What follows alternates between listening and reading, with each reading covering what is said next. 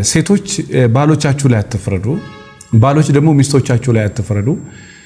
ምናልባት ይሄን ቪዲዮ የሚሰማ ብቻ ሰው ብቻ ከሆነ ደግሞ በታሪክ በማንም ላይ እንዳትፈርዱ። በታሪክ አልኳችሁ በማንም ላይ አትፍረዱ። መጽሐፍ በጣም የምወደው ቃል አለ። ምን ይላል?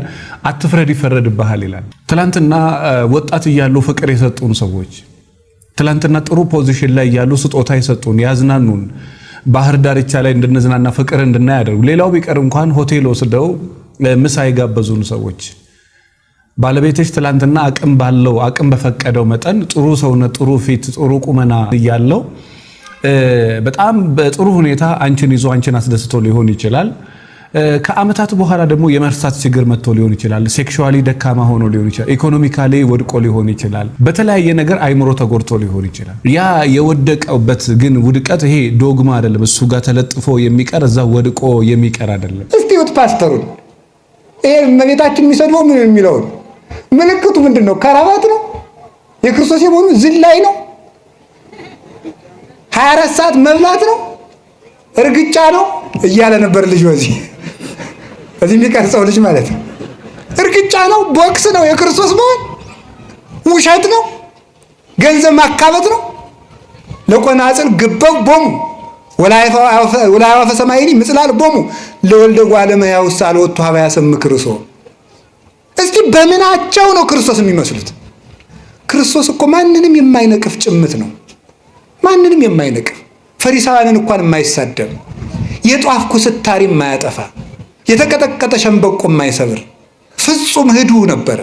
ዝም የሚል እያወቀ ያላወቀ የሚመስል መኑ ጸፋከ እየተባለ የሚሰለቁበት ወታገሰ ምራቀ ርኩሰ ተብሎ የተነገረልን ወይ ጭምትነቱ የለ ወይ ትትናው የለ።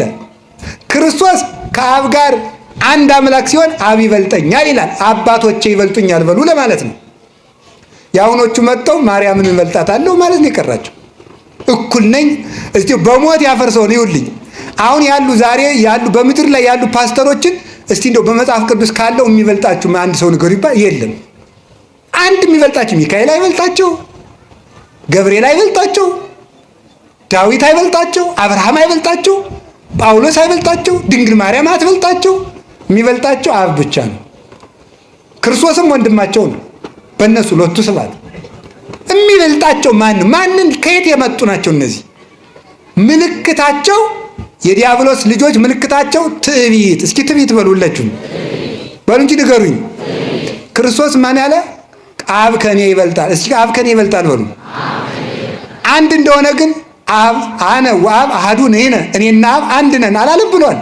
እኔና አብ አንድ ነን ብሎ አንድ ከሆነ አባቴ ይበልጠኛል ያለ ለምንድን ነው? ከአባቶቼ እኔ አንሳለሁ በሉ ለማለት ነው። ከየትኛውም በላይ ናቸው። የሚሰማቸው ካገኙ ሲኖዶሱ ግድ የለም።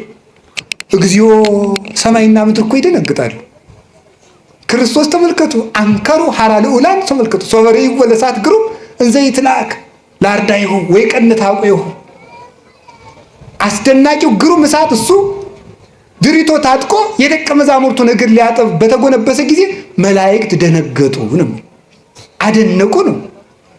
አምላክ የፍጡርን እግር ሲያጥብ እነሱ የድንግል ማርያምን ጫማ ለመሳም አንሰግድም ይላሉ። ይሄ ነው ምልክታቸው። ሀገር የምትፈርሰው በሶስት ነገር ነው ይላል። ሲራክ ነው ያለ፣ እኔ አይደለሁም። የምትሰሙ ሰዎች ከሲራክ ጋር ነው መነጋገር። እሺ፣ ሀገር የምትፈርሰው በሶስት ነገር ነው። ጅል ሰው ሀብት ያገኘለት፣ ጅል ሴት ባል ያገባችለት። ጅል ሴት ነው እናንተ፣ ጅል ሴት አይደላችሁም። ጅል ሴት ባል ያገባችለት፣ ከዚያስ ባለጌ የተሾመለት። በእነዚህ አገር ይፈርሳል ብሎ ይነገራል ማለት ነው። አያውቅበትም፣ ያጠፋዋል፣ አይሆንለትም። ልጆች እኮ ወርቅ ዘው አያምርባቸውም። አሁን ለልጆች ቀለበት ብንሰጣቸው መጫወቻ ነው የሚመስላቸው። ሰፈር ይዘውት ሄዱና አስቀምጠው ቤታቸውን ነው።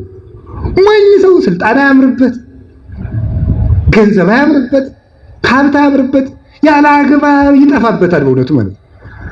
የወርቅ ቀለበት በእሪያ አፍንጫ መልካም አይደለም ይላል ሰሎሞን።